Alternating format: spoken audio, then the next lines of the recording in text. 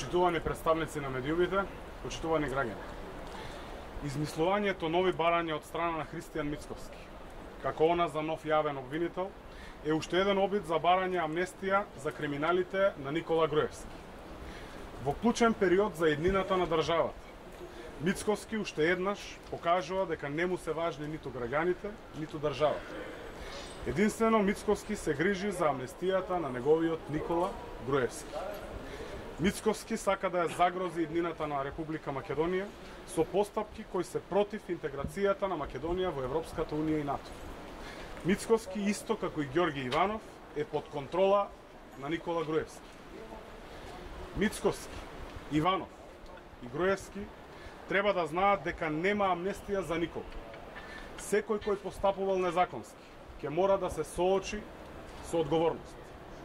Колку и да се обидува, Мицковски нема да ја закочи иднината на Македонија. Волјата на граѓаните на референдумот е јасно изразена. Граѓаните се за иднина на Македонија во Европската Унија и НАТО.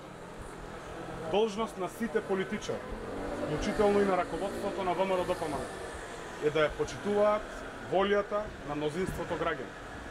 Наместо да бара амнестија, Мицковски да побара од пратениците на ВМРО-ДПМН да ја почитуваат волјата на мнозинството граѓани, да ги забрзаме процесите за конечно членство во Европската Унија и НАТО. Ви благодарам.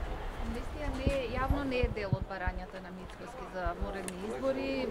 Барањата се јавен обвинител од страна на опозицијата, техничка влада и анкетна комисија. Дали тие барања ви се припаѓаат? Во однос на јавниот обвинител, точно е дека има во предизборната програма на Социјалдемократскиот сојуз, но станува збор за 2 години од започнување на мандатот на власт. Во однос на техничка влада, она што е договарано на лидерските средби е 100 дена пред избори. Во таа ситуација, овде станува збор за брзи избори, за предвремени избори, апсолутно барањето за техничка влада на некој начин отпаѓа. Она што Уставот го дозволува е распишување на предвремени избори во рок од 60 дена по распуштањето на собранието. Значи до 60 дена. Решенијата треба да ги бараме во овие рокови. Секако морам да апелирам дека да престанеме, ги апелирам до ВМРО, да престанеме со секакви барања, изноѓање на секакви изговори.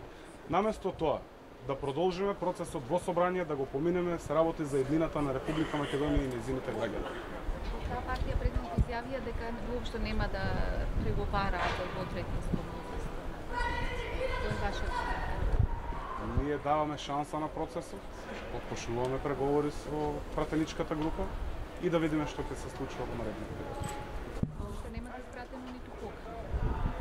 Да оставиме процесот да тече, како ќе се одвива, доколку имаме нешто конкретно, сигурно дека ќе ви известиме првично на вас медиумите. Се зборува и за можноста за тајно гласање на уставните измени, односно чинот на гласање да биде таен со цел да се ослободат пратениците на ВМРО-ДПМН од некакви евентуални јавни гласувања. Тоа е идеја која што доаѓа од владачкото мнозинство. До каде ваквата идеја сте разговарале? Прифатлива ви е?